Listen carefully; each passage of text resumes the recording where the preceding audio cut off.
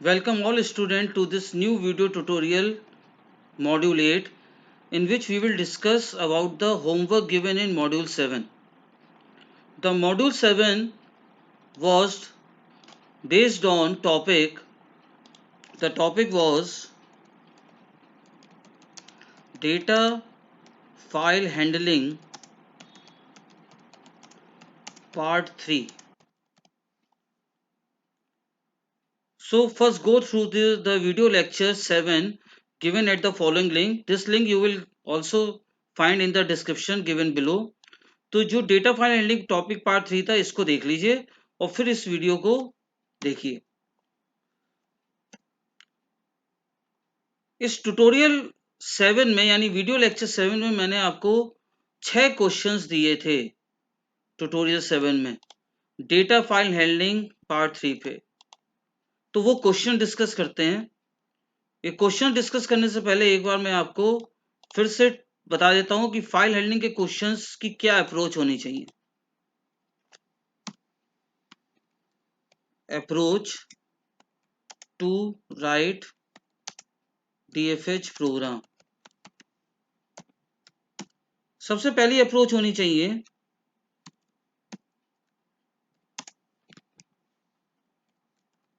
first decide what type of data you have to read from a file. Second, to read a single line at a time. अगर आप एक बार में एक line पढ़ रहे हैं तो यूज फॉर इन लूप। अगर आप मल्टीपल लाइंस पढ़ रहे हैं to read multiple lines from a file use read lines function.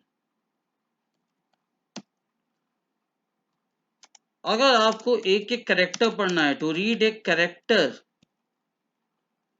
A single character from a file at a time, इसके लिए आपको use read function then use for in loop और फिर आपको सिखाया था to read a word from a file at a time.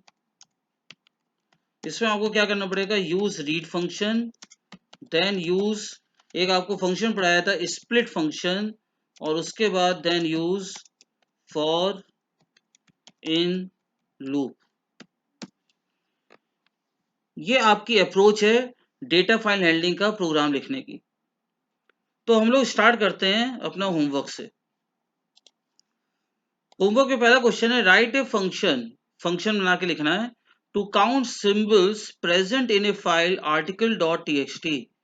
अब आप यहां देखिए सिंबल्स क्या होते हैं? सिंबल्स कैरेक्टर्स होते हैं, यानी हमें एक एक कैरेक्टर पढ़ना है, उसमें से सिंबल्स काउंट करने हैं फाइल आर्टिकल डॉट टीएक्सटी में। तो हम लोग क्या करते हैं, एक नई आईडीएलई ओपन कर लेते हैं,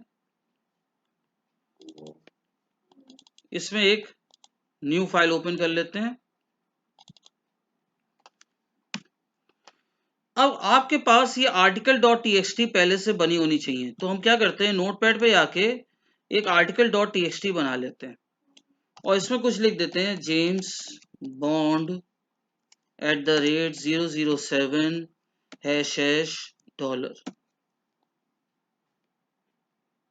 अब यहाँ पे हमें सिंबल्स काउंट करने हैं कितने, तो सिंबल्स याद रखिएगा स्पेसेस भी सिंबल्स होता है। तो पहला स्पेस तो एक सिंबल हो गया, दूसरा स्पेस 2, फिर @3, फिर स्पेस 4, फिर #3 है तो 7 और एक डॉलर हो गया 8। तो 1 2 3 4 और 3 7 और एक 8, यानी 8 सिंबल्स हैं। लेकिन आपको ध्यान रखना है there is no function in Python to check symbols. तो उसका हम लोग एक अल्टरनेटिव तरीका देखेंगे कैसे कर सकते हैं। तो हमने ये फाइल में इतने कंटेंट्स लिखे और फिर फाइल को सेव कर दिया। कहाँ पे सेव करेंगे?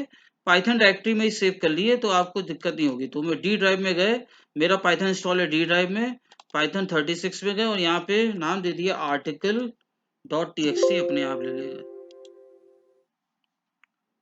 तो हमने क्या किया, पहले नोटपैड में आगे आर्टिकल डॉट टीएक्सटी बना ली, जिसमें कुछ टेक्स्ट लिख लिया, जिसमें कैरेक्टर अल्फाबेट्स भी हैं, डिजिट भी हैं, सिंबल्स भी हैं। अब हमें सिंबल्स काउंट करके बताने हैं, स्पेसेस भी सिंबल्स होते हैं। अब हमने फंक्शन लिखा। फंक्शन में हमने सबसे पहले फंक्शन डिफाइन किया, फंक्शन नाम रख लिया काउंट। फाइल को ओपन किया, फाइल का नाम है आर्टिकल डॉट टीएक्सटी। इसको रीड मोड में ओपन कर लेते हैं। काउंट करना है तो C0 ले लेते हैं। अब यहाँ पे सिंबल्स एक एक कैरेक्टर होता है, तो आपको मैंने बताया था कि पहले क्या कीजिए, s equal to f dot read कर लिए, यानी सारे कंटेंट्स पहले रीड कर लिए स्ट्रिंग फॉर्म में। फिर से बता देते हैं, ये क्या ले रही line, will read the entire contents of file in string form. ये स्ट्रिंग फॉर्म में सारे कंटेंट्स रीड कर लेगी और वो वेरिएबल s में स्टोर हो जाएगा।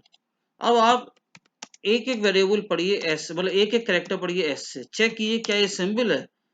तो इसका मतलब सिंबल का मतलब होता है कि ना तो वो अल्फाबेट हो ना डिजिट हो। तो उसके लिए एक फंक्शन पढ़ाया था, इज a डॉट एनलम। इसका मतलब हो गया ना, क्या वो अल्फा न्यूमेरिक है, यानी क्या अल्फाबेट और डिजिट है। तो यहाँ पे लगा दिए not. If not a dot alnum, मतलब अगर अल्फा न्यूमेरिक ना हो, यानी या तो अल्फाबेट भी ना हो और डिजिट भी ना हो, इसका मतलब सिंबल हो, तो C प्लस इक्वल टू 1 कर दिए। लूप से बाहर आके प्रिंट करा दिए number of symbols are C। उसके बाद फंक्शन को बंद करके यहाँ पे लिख दिए मेन ब्लॉक। मेन ब्लॉक में कॉल कर लिए, कॉल करने के लिए काउंट लिखिए, इसको बोल देंगे हम लोग कॉलिंग, कॉलिंग द फंक्शन। अब इसको रन कराते हैं, देखिए क्या आउटपुट 8 आ रहा है। इसमें फंक्शन का नाम गलत है, आई थिंक अल्फा नम है, देख लेते हैं एक बार। अल्फा नम भी नहीं है, फंक्शन का नाम होगा एल नम।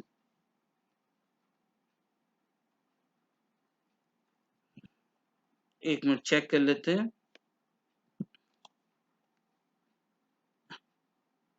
अल्फा नम, एक मिनट हम इसको चेक कर लेते हैं कि ऐसा है या नहीं। String functions in Python,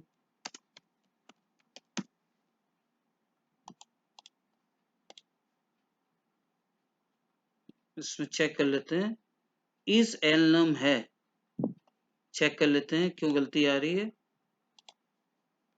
if a dot is alnum, is alnum है, सॉरी मैं एलनम लिख रहा था, इज एलनम है। तो क्या इज एलनम नहीं है, मतलब अल्फा न्यूमेरिक और डिजिट नहीं है, इसका मतलब सिंबल है, तो काउंट कर लें। अब इसको रन कराइए, देखिए आउटपुट आ रहा है नंबर ऑफ सिंबल्स आर 8। तो अभी हम लोग ने इस फाइल में काउंट किया था तो 8 सिंबल्स थे इंक्लूडिंग स्पेसेस, तो आउटपुट बिल्कुल सही आ रहा है। तो क्वेश्चन समझ में आ गया। पहले हमने एक फंक्शन बनाया काउंट, उसके अंदर आर्टिकल डॉट टीएक्सटी को रीड मोड में ओपन किया, एक काउंटर ले लिया C0। पहले हमने फाइल के सारे कंटेंट्स पढ़े।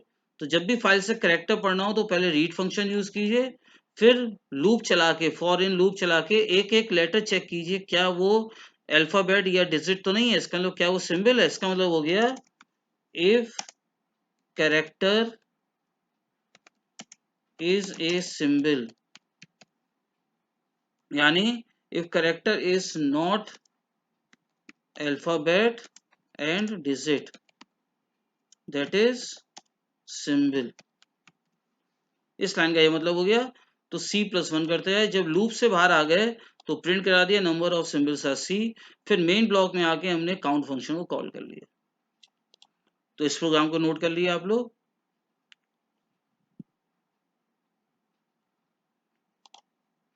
Next program, write a function that copies the contents of one file 1.txt to another file 2.txt।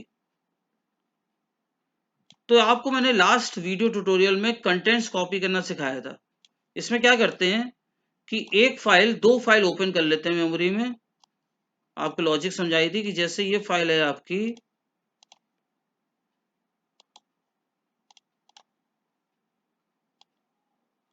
ये फाइल है आपकी 1.txt और एक फाइल आप और बना ली मेमोरी में, ये फाइल हो गई आपकी 2.txt। अब इस फाइल में मान लीजिए लिखा हुआ है गॉड इज वन, तो ये 1.txt के कंटेंट्स कॉपी होके आ जाएं 2.txt में। तो मैंने आपको सिखाया था कि इसमें दो फाइल एक साथ ओपन होती है। ये फाइल आपकी रीड मोड में ओपन होगी, यानी will open in are mode, और ये फाइल आपकी किस मोड में ओपन होगी, will open in right mode. ठीक है, तो ऐसे ही करते हैं। पहले हम एक 1.txt देख लेते हैं बनी है या नहीं। तो हम पहले एक नोटपैड पे गए और हमने एक 1.txt बना ली। इसमें यहाँ पे लिख दिया हमने गॉड इज वन। इस फाइल को सेव कर लेते हैं पाइथन डायरेक्टरी में और यहाँ पे लिख देते हैं 1.txt। तो यानी हमने क्या किया, पहले हम नोटपैड ओपन किया, उसके अंदर गॉड इज वन लिख के इस फाइल को 1.txt नाम से सेव कर लिया। कहाँ सेव कर लिया, बाय डिफॉल्ट पाइथन डायरेक्टरी में सेव होता है, वहीं पे सेव कर लिया। ठीक है, उसके बाद अब हम 1.txt के कंटेंट्स कॉपी करेंगे किस फाइल में, 2.txt में। तो 2.txt बनाने की जरूरत नहीं है, वो अपने आप बन जाएगी। तो अब हमने प्रोग्राम विंडो ओपन करी, यहाँ पे फंक्शन डिफाइन किया कॉपी, कोई भी मीनिंगफुल नाम रख सकते हैं। अब यहाँ दो ऑब्जेक्ट यूज होंगे, F1 ओपन करेंगे 1.txt, इसको ओपन करेंगे रीड मोड में, और F2 से ओपन कर लेंगे 2.txt राइट मोड में। तो F1 से ओपन कर लेंगे 1.txt रीड मोड में और F2 से ओपन कर लेंगे 2.txt राइट मोड में। अब हम यहाँ पे एक एक करेक्टर, याद रखिएगा कॉपी का मतलब होता है, कॉपी मतलब होता है एक एक करेक्टर रीड करके कॉपी करो। तो अब आप अगला स्टेप क्या करोगे, s equal to F1 dot read, यानी आप ये लाइन क्या करेगी, F1 फाइल यानी 1.txt के सारे कंटेंट्स पढ़ के s में स्टोर कर लेगी। तो यानी ये लाइन करेगी will read and store the contents of 1.txt in string s। अब हम एक एक करके इससे s से पढ़ते हैं, फॉर a in s, और अब हम लिखते जाते हैं F2 में। तो हम F2 डॉट राइट करते जाते हैं, राइट में a लिखते जाते हैं। न्यू लाइन नहीं करेंगे क्योंकि हमें एक ही लाइन में लिखना है। बाहर आके चूंकि आपने F2 में लिखा है तो F2 को क्लोज कर दिए। तो इसका मतलब हो गया save and close the file. अब आप यहाँ पे मेन ब्लॉक लिखिए, मेन ब्लॉक में फंक्शन कॉल कर लिए कॉपी पैरेंथेसिस, ये हो गया कॉलिंग। अब हम रन कराते हैं तो आप देखिए 1.txt तो पहले से बनी है, 2.txt बन जाएगी। तो हमने इसको रन कराया, ये हमारा रन हो गया। अब हम जाते हैं पाइथन डायरेक्टरी में, पाइथन डायरेक्टरी में जाते हैं तो आप देखेंगे यहाँ पे एक 2.txt फाइल बन गई, देखिए यहाँ पे 2.txt, इसको ओपन किया, देखिए 1.txt आ गई। अब हम 1 को भी ओपन कर देते हैं।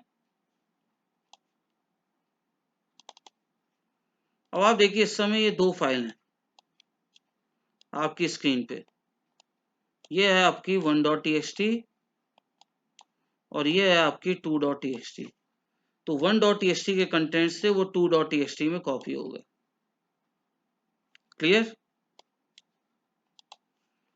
Third question, right a function that read and counts only those words. अब देखिए यहाँ पे वर्ड्स आ गया है, यानी इसका मतलब आपको रीड और स्प्लिट फंक्शन यूज करना पड़ेगा। तो read and counts only those words from words dot TXT that starts with A vowel. तो हम एक वर्ड्स डॉट टीएक्सटी फाइल बना लेते हैं और उसमें से वो वर्ड्स कॉपी करते हैं जो वॉवल से स्टार्ट हो रहा है। अब आप ये देखिए यहाँ पे, ये मेरे इसमें वर्ड्स डॉट टीएक्सटी में ऑलरेडी फाइल बनी हुई है, या आप बना ली। इसमें लिखा हुआ है honesty is the best policy. अब इसमें कौन से वर्ड हैं जो वॉवल से स्टार्ट हो रहे हैं? सिर्फ इज वर्ड है। तो हम थोड़ा सा इसको चेंज कर लेते हैं। यहाँ पे हम लिख देते हैं कैरी, एन ए कैपिटल कर दिया, अम्ब्रेला। अब ये वॉवल स्मॉल भी हो सकता है, कैपिटल भी। अब कैरी एंड अम्ब्रेला में दो वर्ड ऐसे हैं, एन और अम्ब्रेला, जो वॉवल से स्टार्ट हो रहे हैं। अब आपको काउंट करके बताने हैं ऐसे कितने वर्ड हैं जो वॉवल से स्टार्ट हो रहे हैं। तो इसका आंसर क्या आया? इसका आंसर आया 2। तो अब हमें यही इसको करना है, तो इसको सेव कर लिया। अब हम न्यू फाइल ओपन करी, फंक्शन बना लिया डेफ, फंक्शन नाम रख लिया काउंट। तो फंक्शन बनाने के लिए डेफ कीवर्ड यूज होता है, फंक्शन नाम रख लिया काउंट। फाइल को ओपन किया, फाइल का नाम है words dot TXT, read mode में ओपन कर लिया, एक C0 ले लिया। सबसे पहले फाइल के सारे कंटेंट्स पढ़ लिए, पहला काम किया। अब इस कंटेंट्स को जो स्ट्रिंग में आए हैं, ये कंटेंट जो स्ट्रिंग में आए हैं, इनको स्प्लिट कर लिए। तो मैंने लेफ्ट साइड में लिस्ट लिया, क्योंकि लिस्ट फॉर्म में स्प्लिट होता है, s डॉट स्प्लिट लिखा। इससे क्या होगा, सारे कंटेंट्स वर्ड्स के फॉर्म में LST में स्प्लिट हो जाएंगे। अब फॉर इन लूप चलाइए, फॉर a in s, या हम फॉर t in s कर लेते हैं। अब चेक कीजिए कि कितने वर्ड्स वॉवल से स्टार्ट हो रहे हैं। तो वर्ड का पहला लेटर क्या होता है? T ऑफ 0 इन। अब स्मॉल वॉवल चेक कर लिए, A E I O U, और कैपिटल वॉवल चेक कर लिए, A E I O U। अगर है तो C प्लस इक्वल टू 1 कर दिए, लूप से बाहर आके प्रिंट कर दिए number of words are C। फिर मेन ब्लॉक में आइए,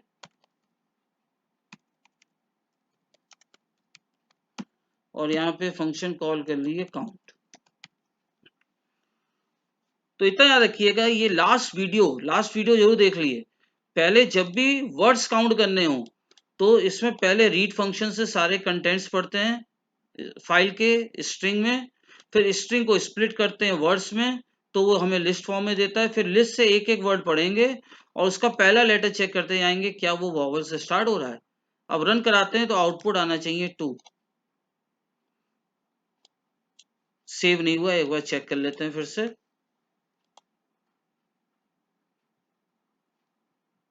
words dot TXT carry an umbrella. Sorry, मुझसे गलती क्या हुई है, यहाँ मैं टीन एस लिख गया हूँ, जबकि मुझे क्या लिखना चाहिए था? LST। ये गलती समझ में आई इस लाइन में? टी इन LST लिखना था, यानी लिस्ट में वर्ड्स आ रहा है ना। अब रन कराइए, देखिए आउटपुट सही आ रहा होगा। देखिए आ रहा है number of words are 2। File के कंटेंट्स दिखा देते हैं, ये फाइल के कंटेंट्स है। अब देखिए इसमें सिर्फ दो वर्ड ऐसे हैं, एन और अम्ब्रेला, जो हो रहे हैं। और देखिए कैपिटल वॉवल भी काउंट उसको कंसिडर कर लिया, और स्मॉल वॉवल भी कंसिडर कर लिया, क्योंकि हमने यहाँ स्मॉल और कैपिटल दोनों लिखा है। तो ये क्वेश्चन भी क्लियर हो गया होगा। नेक्स्ट क्वेश्चन आते हैं। Write a function that appends the contents of one file 1.txt to another file 2.txt। यानी अपेंड का मतलब बताया था कि एक फाइल के कंटेंट्स या एक फाइल में जो डेटा है उसमें नया डेटा ऐड कर देना, कॉन्कैटिनेट कर देना। यानी एक फाइल के कंटेंट्स में दूसरे फाइल के कंटेंट्स मर्ज कर देना, इसको बोलते हैं अपेंड। और अपेंड के लिए आपको मैंने कौन सा मोड सिखाया था? ए मोड बताया था। तो इस क्वेश्चन को करते हैं। इस क्वेश्चन को करने से पहले 1.txt और 2.txt देख लेते हैं क्या है। अभी हम लोग ने एक प्रोग्राम बनाया था 1.txt। 1.txt में ये लिखा हुआ है और 2.txt में ये लिखा है। अब हम चाहते हैं कि 1.txt के कंटेंट्स 2.txt में अपेंड हो जाए। तो मैंने यहाँ क्या किया, 1.txt के कंटेंट चेंज कर दिए थोड़े, वर्क इज वर्शिप कर दिया। अब इसका मतलब आउटपुट में क्या आना चाहिए? गॉड इज वन के बाद आ जाना चाहिए वर्क इज वर्शिप। ये आउटपुट आना चाहिए हमारा।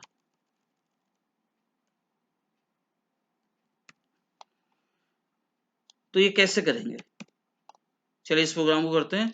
आप देख लीजिए 1.txt में लिखा है वर्क इज वर्शिप और 2.txt में लिखा है गॉड इज वन। तो हमें वर्क इज वर्शिप यानी पहली फाइल के कंटेंट्स दूसरी फाइल में अपेंड करने हैं, यानी ये वर्क इज वर्शिप अपेंड होके यहाँ पे आ जाए नेक्स्ट लाइन में 2.txt में। तो ये कैसे करेंगे,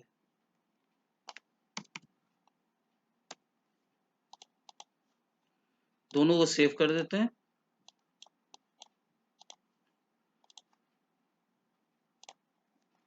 एक फंक्शन बनाते हैं डेफ अपेंड।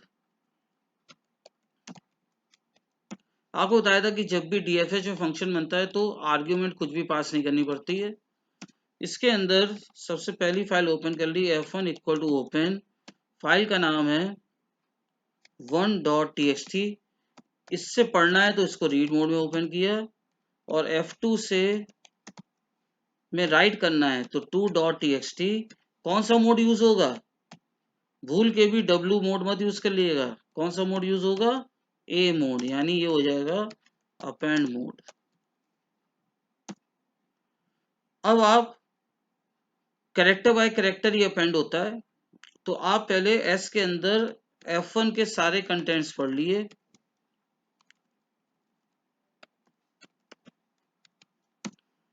फिर लूप चलाइए फॉर t in s और f2 डॉट राइट करते जाइए अपेंड। हाँ, इसमें एक चीज आएगी कि अपेंड होके नेक्स्ट लाइन में ही आएगा, उसी लाइन में आएगा, तो नेक्स्ट लाइन करते जाइए टी। तो हमने क्या किया, F1 को ओपन किया रीड मोड में, F2 को ओपन कीजिएगा अपेंड मोड में। अगर आपने गलती से W लिख दिया तो ओवरराइट हो जाएगी, तो A लिखना जरूरी है अपेंड मोड में। F1 के सारे कंटेंट्स पढ़ के स्ट्रिंग में स्टोर कर लिए और स्ट्रिंग से एक एक लेटर पढ़ते गए, F2 में राइट करते गए। लूप से बाहर आके F2 को क्लोज कर दिए, मेन ब्लॉक में आके कॉलिंग कर लिए। कॉलिंग में क्या होगा, यहाँ पे लिख दिए अपेंड पैरेंथेसिस। अब इसको प्रोग्राम को रन कराते हैं तो आप देखेंगे 1.txt के कंटेंट्स 2.txt में अपेंड हो गए। अब हम फोल्डर में जाते हैं, 1.txt ओपन करते हैं, ये है 1.txt और फिर ओपन करते हैं 2.txt। अब अगर आप ध्यान से देखें तो 1.txt में लिखा था वर्क इज वर्शिप और 2.txt में लिखा था गॉड इज वन, उसके आगे देखिए वर्क इज वर्शिप आ गया। ये न्यू लाइन में नहीं आएगा। अपेंड का मतलब होता है कि जहां कर्सर खत्म हो रहा हो वहीं पे जुड़े जाए। अगर आपको न्यू लाइन में करना है, आप चाहते हैं वर्क इज वर्शिप ऐसे आए, तो देखिए कैसे हो सकता है। यहां से हम हटा देते हैं। तो आप क्या कीजिए, पहले F2 डॉट राइट करके न्यू लाइन कर दिए और फिर बस ये, यानी लूप चलाने से पहले F2 डॉट राइट में न्यू लाइन कर दिए। रन कराते हैं, अब ओपन करते हैं 2.txt। तो अब देखिए 1.txt तो ये रहा और 2.txt न्यू लाइन में आ रहा है। ठीक है, तो इस क्वेश्चन को आप नोट कर लिएगा फेयर कॉपी में। Next question, right a function that prints the longest line of file 1.txt। तो यहाँ 1.txt की जगह मैं यहाँ पे कुछ कर देता हूँ para.txt की एक फाइल है para.txt, इसमें कुछ लाइंस लिखी हुई हैं, उसकी लॉन्गेस्ट लाइन आपको प्रिंट करानी है। लॉन्गेस्ट लाइन का मतलब होता है जिसकी लेंथ सबसे ज्यादा है। लॉन्गेस्ट लाइन का मतलब है जिस लाइन की लेंथ सबसे ज्यादा है। तो पहले हम para.txt देख लेते हैं क्या है। तो para.txt इस समय हमारी ये है, para.txt फाइल ये रही हमारी। इसकी लॉन्गेस्ट लाइन कौन सी है, ये, क्योंकि इसकी लेंथ सबसे ज्यादा है, हमें यही लाइन प्रिंट करनी है। तो क्या करें, इसका हम सारी लाइंस एक साथ पढ़ लें।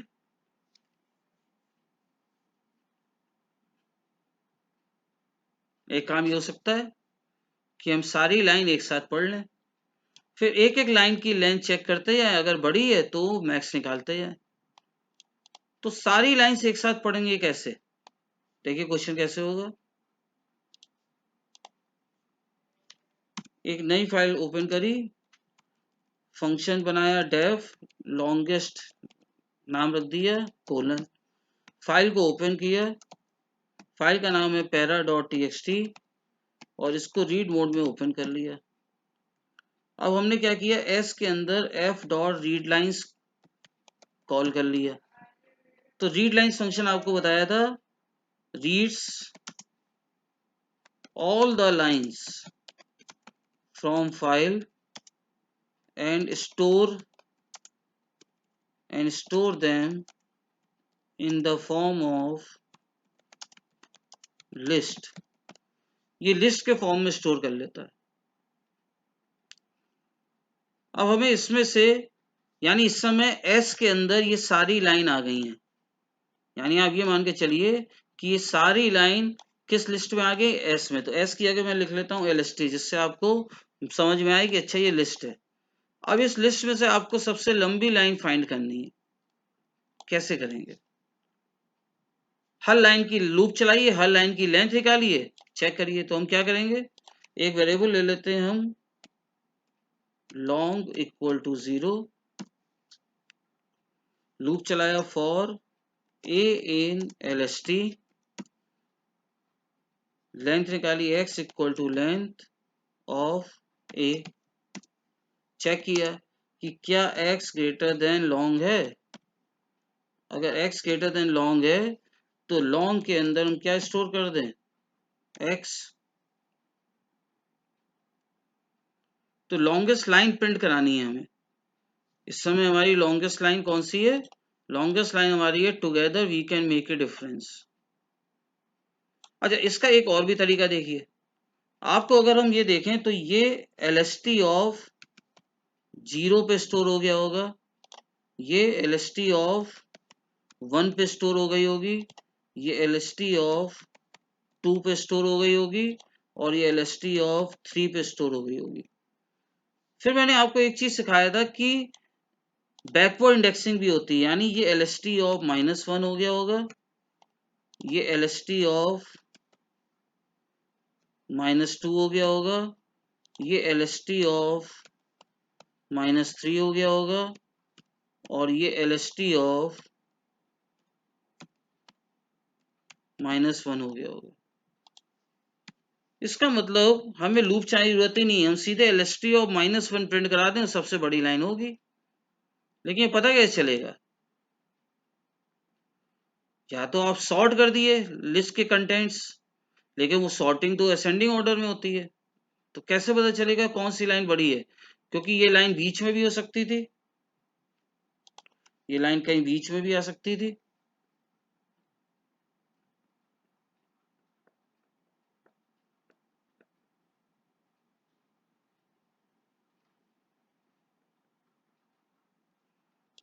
तो इसका मतलब हम यही करें, एक वेरिएबल और ले लें बी के अंदर कर लेते हैं ये। तो जब लॉन्ग एक्स आए तो बी में आप स्टोर कर लिए ए की वैल्यू। तो क्या करिए आप, एक एक लाइन लिस्ट से पढ़िए, उसकी लेंथ फाइंड करिए, अगर वो लेंथ लॉन्ग से ज्यादा है तो लॉन्ग में लेंथ स्टोर करिए, बी में ए स्टोर करते आइए। जब लूप से बाहर आइए तो print longest line is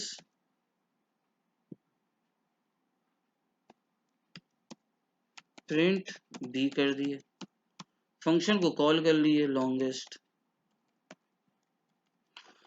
run कराते हैं, देखिए क्या सही है। पहले कंटेंट्स देख लें क्या है para.txt के। para.txt में ये लिखा हुआ है, मान लिया हम इस लाइन को प्रिंट कराना है, तो हमने यहाँ पे रन कराया, देखिए आ गया together we can make a difference. तो ये कैसे हुआ, समझिए इसको, प्रोग्राम को, ये चल कैसे रहा है। सबसे पहले इसने क्या किया, इस बुक इसके सारे कंटेंट, इस फाइल के सारे कंटेंट्स LST में स्टोर हो गए। किस में स्टोर हो गए, LST में। फिर LST से एक एक लाइन पढ़ी, तो हमने यहाँ पे लूप चलाया फॉर ए इन LST, तो यहाँ पे पहली लाइन आ गई आपकी ए में, उसकी लेंथ फाइंड करी, उसकी लेंथ फाइंड कर गई, उसकी लेंथ चेक करी, क्या ग्रेटर देन, लेंथ जो फाइंड करी हमने, चेक करी क्या ग्रेटर देन लॉन्ग है, अगर लॉन्ग है तो लॉन्ग में वो लेंथ ओवरराइड कराते गए, और बी में ये हो गया। ठीक है, चलिए नेक्स्ट क्वेश्चन।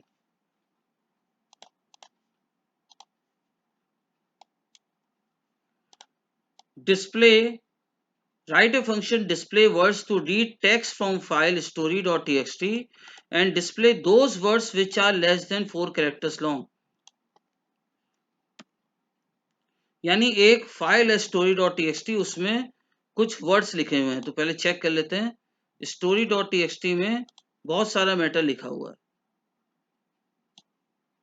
अब हमें यहाँ पे क्या बताना है कि ऐसे वर्ड्स प्रिंट कराने हैं जो 4 कैरेक्टर्स लॉन्ग, यानी जिनकी length which are less than, जिनकी लेंथ 4 कैरेक्टर से कम है। तो ऐसे कौन से वर्ड्स हैं जिनकी लेंथ 4 कैरेक्टर से कम है?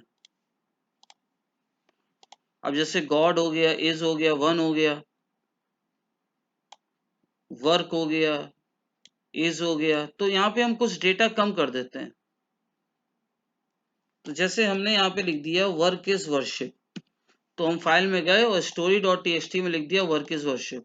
अब इसकी लेंथ 4 है, 4 से कम होना चाहिए, इज है, वर्शिप है,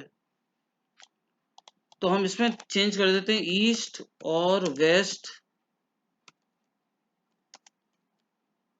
लेकिन 4 से भी और भी कम है, तो हम यहाँ पे लिख देते हैं गॉड इज वन। तो यहाँ पे तीनों ही 3-3 लेटर के हैं,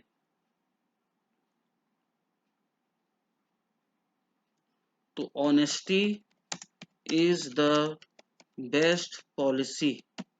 अब यहाँ पे 4 लेटर से कम ये 2 वर्ड हैं, इज और द, तो यानी ये प्रिंट होके आने चाहिए। तो हमने क्या किया, पहले story.txt ओपन करी या बना ली, उसमें एक ऐसा लाइन लिख दी जिसमें कुछ वर्ड्स 4 लेटर से कम है, उनको सेव कर दिया। फिर हमने आइडियली ओपन करी, प्रोग्राम में फंक्शन बनाया डेफ, फंक्शन नाम रख दिया डिस्प्ले, फिर हमने फाइल को ओपन किया, फाइल का नाम है story.txt, रीड मोड में फाइल को ओपन किया। फिर हमें वर्ड्स करने, तो मैंने आपको बताया था तरीका कि पहले सारे कंटेंट्स पढ़ लिए रीड के थ्रू, फिर उसको स्प्लिट कीजिए। स्प्लिट करने के लिए स्प्लिट फंक्शन हो जाएगा S dot split. S dot split क्यों लिख रहे हैं, क्योंकि एस में सारे जो कंटेंट्स हैं फाइल के वो एस के अंदर स्टोर हुए हैं। अब एलएसटी से एक एक वर्ड पढ़िए, फॉर ए इन एलएसटी।